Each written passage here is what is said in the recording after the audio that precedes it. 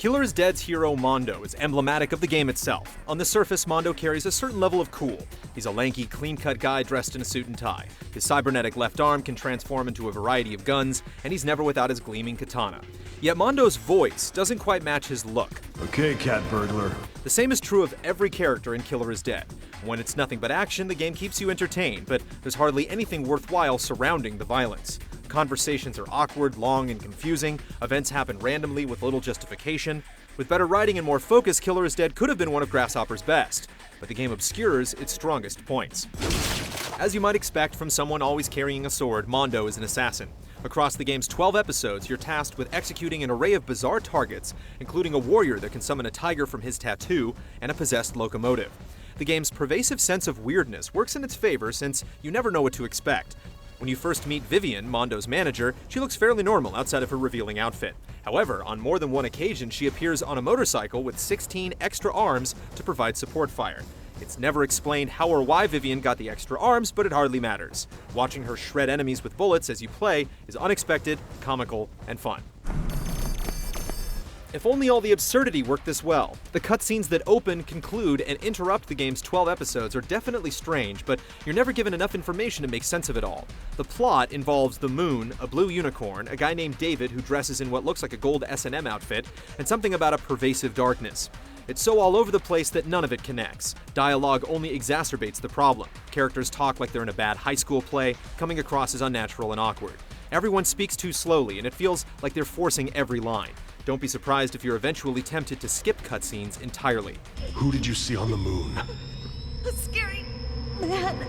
At certain points, it seems like Killer is Dead is trying to let you in on some sort of grand joke, and there are fourth wall breaking lines that suggest the game is intentionally bewildering you. It just doesn't convincingly commit to this vague underlying message. The winks and nods are so haphazard that they lose almost all impact. We'll get tons of complaints from the gamers. Killer is Dead is most consistent with its combat. Like many of the best action games, there's a strong emphasis on defense. Though you can simply mash away on the attack button and generally get away with it, dodging at just the right time rewards you with a counterattack that is much more efficient. It takes a while to get used to each enemy's attack speed, but they don't do enough damage to discourage you from getting better.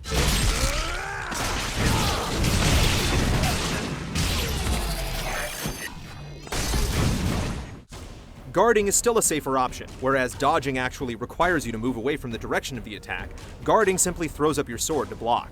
Deciding between the risk-reward of the dodge and the more reliable guard keeps the constant battles enjoyable without being convoluted.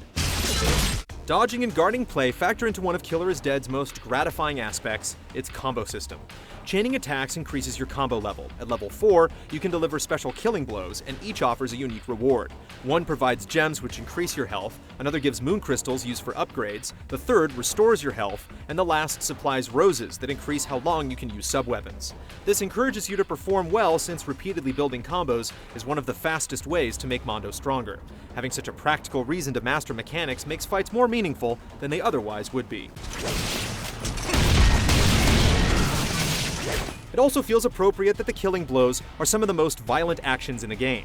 Stabbing an enemy in the head or blowing them to bits with your arm gun is a perfect way to punctuate a successful dance of attacking and evading. Many other games make similar executions boring QuickTime events that grow dull due to repetition, but Killer is Dead demands you work for such bloody victories. You have to earn the empowerment.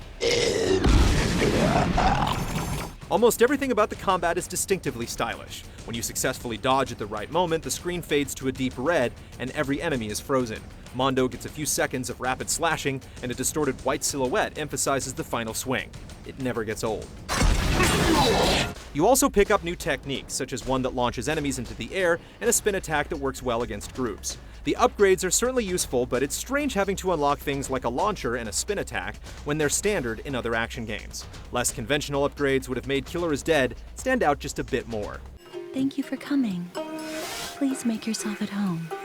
Jiggalo Missions do make Killer is Dead stand out, but for all the wrong reasons. These missions are both tasteless and badly done. The goal is to ogle a woman until you filled up your guts meter. The meter fills up fastest if you stare at the woman's breasts or crotch. If she catches you, another meter diminishes, and if it depletes all the way, you fail. Grasshopper may be trying to evoke the rakish charm of James Bond, but there has to be a less predatory way to do it.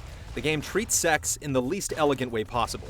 Jiggalo Missions unlock the different transformations for your gun arm, so while they're technically optional, you're going to want to do them anyway. Just know you'll feel like a perverted creep the entire time. Killer is Dead never becomes anything more than a decent action game. The perpetual nonsense in the story isn't remotely cohesive, and the Jiggalo missions are nothing more than degrading distractions. While Killer is Dead often looks striking, the game's other parts rarely match its outward style.